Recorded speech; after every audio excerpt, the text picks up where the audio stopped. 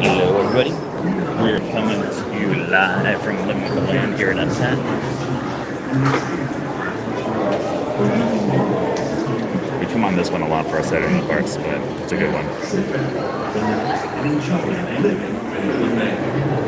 Seguridad permanezca sentado, con sus manos y brazos, pies y piernas dentro del parque y cuida a los compañeros. A manera de recordatorio, no tomar fotos por brazo. Hey, howdy, hey. Hey, Love Pugs. Hey, Dapper Vanta Crew. How's everyone doing today? You guys doing good?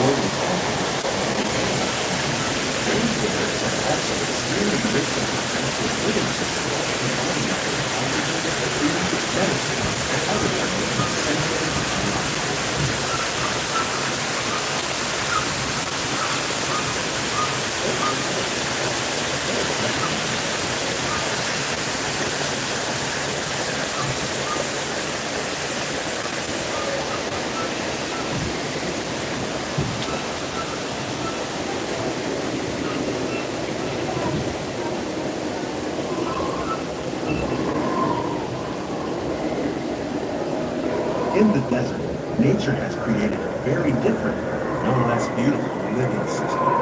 And while this arid landscape may seem lifeless, it is very much alive. The plants and animals that have learned to survive in these harsh conditions make use of what little water they can find and avoid the scorching rays of the relentless sun.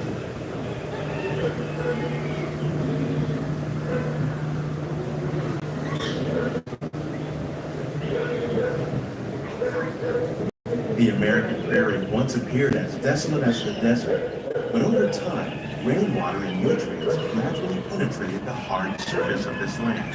Even the hooves of the mighty buffalo helped create the rich soil that one day become home to the American farm.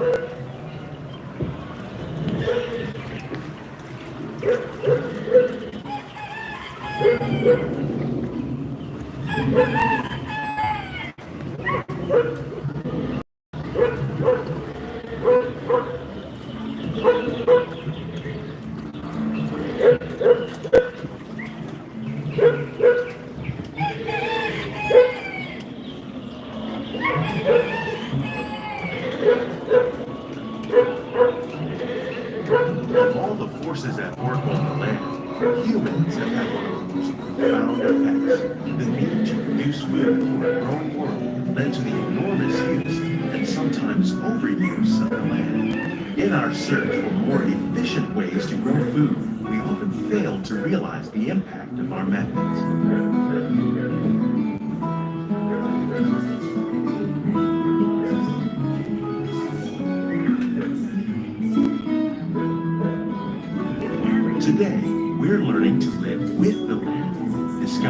better ways to grow food that will assure both human and environmental well-being.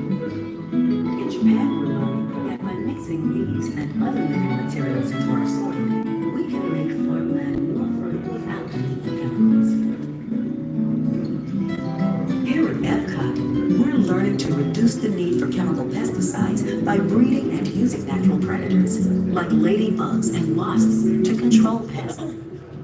In the farmlands across America, we're learning that by plowing under vegetation containing natural fertilizers, we can enrich the soil without the use of chemicals. In arid regions, we're learning to produce food on desert seacoasts by developing and planting crops that thrive on saltwater. In Japan, we're learning that by mixing leaves and other living materials into our soil, we can make farmland more fertile without the need. Do you guys remember when they used to have a gas pump over here, making sure that people were staying on their Here at boats? Epcot, I miss those days.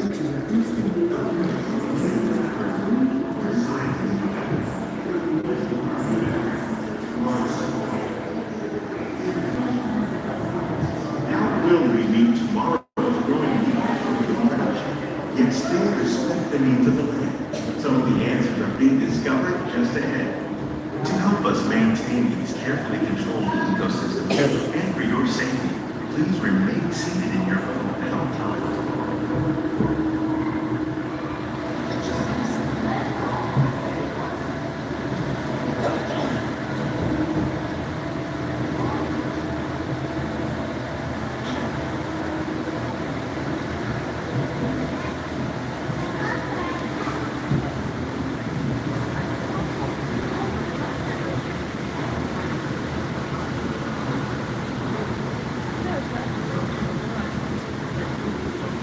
Welcome to our living laboratory, where scientists from Epcot and the U.S. Department of Agriculture are exploring innovative ways to produce bountiful harvests now and into the future.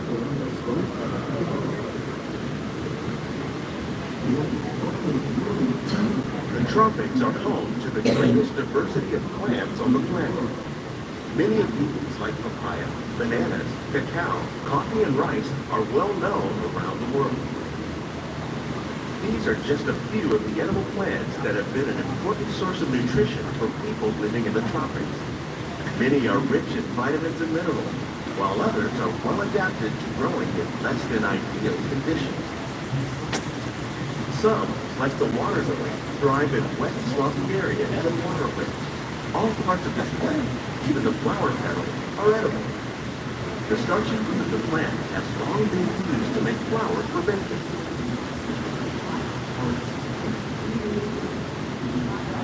One day, many of these lesser-known tropical plants may be as important as the bananas growing on both sides of the boat. More than 28 million tons of bananas are eaten annually, making it the most popular fruit in the world.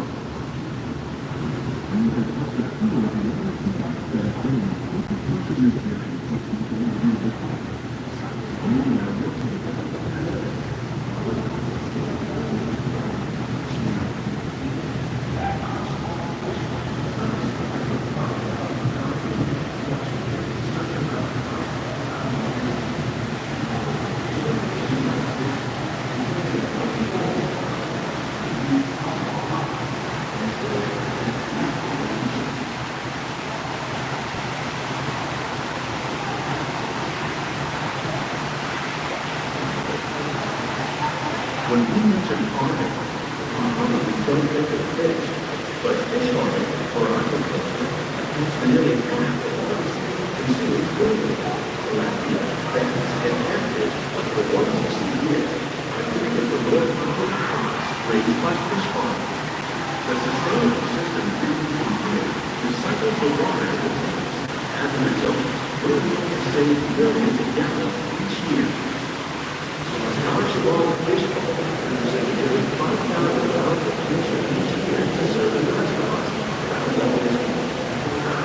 Innovations like this play a different role in our efforts to use powerful products and still protect natural resources.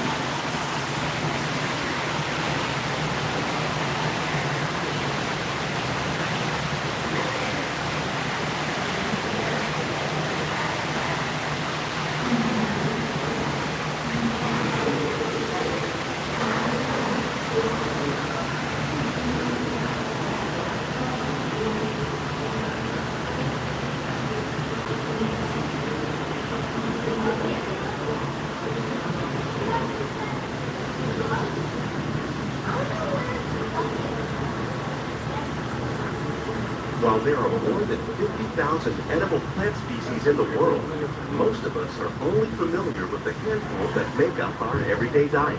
The common grains growing here, wheat, maize, sorghum, and millet, plus rice, account for nearly 2/3 of our global food consumption. Learning how to increase yields of these staples is an important goal of research around the world.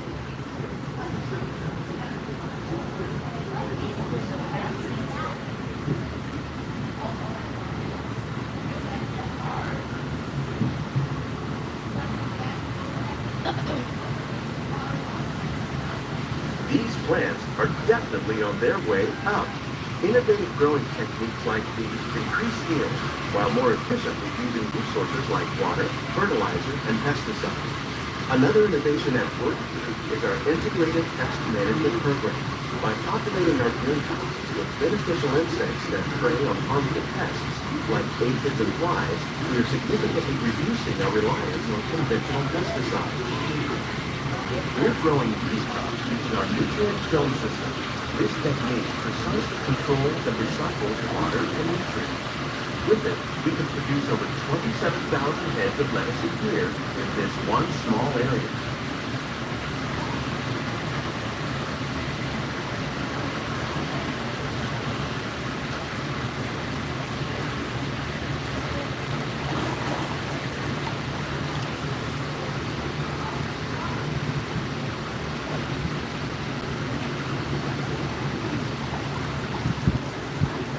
Some of our best ideas have been inspired by nature, like these fruit and vegetable trees. By growing these ground plants vertically, we can increase yields and better control diseases. These crops taste as good as they look. In fact, we serve more than 15 tons of produce from our greenhouses in restaurants here at the land every year.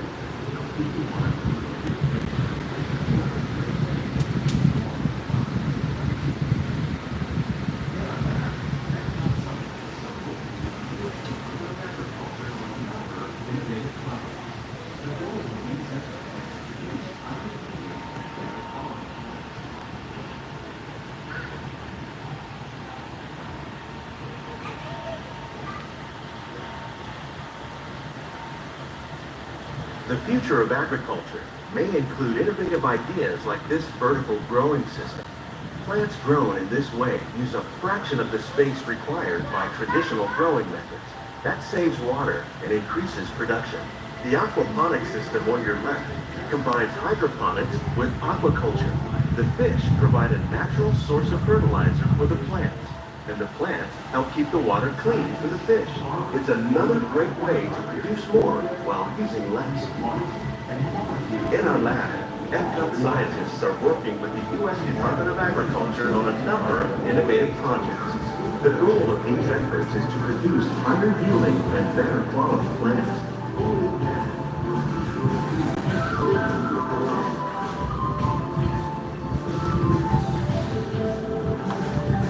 Thank you, Dapper Panther Crew. For those of you that didn't know, we hit 8,000 subscribers today. Yeah.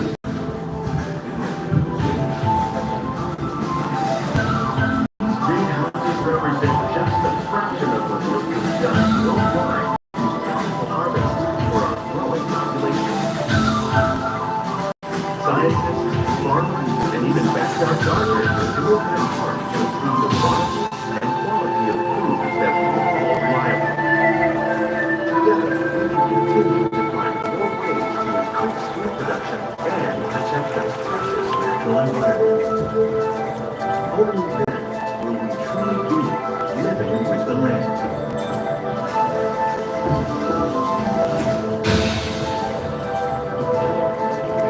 On behalf of all this, we hope you enjoyed this unique journey through our living laboratory.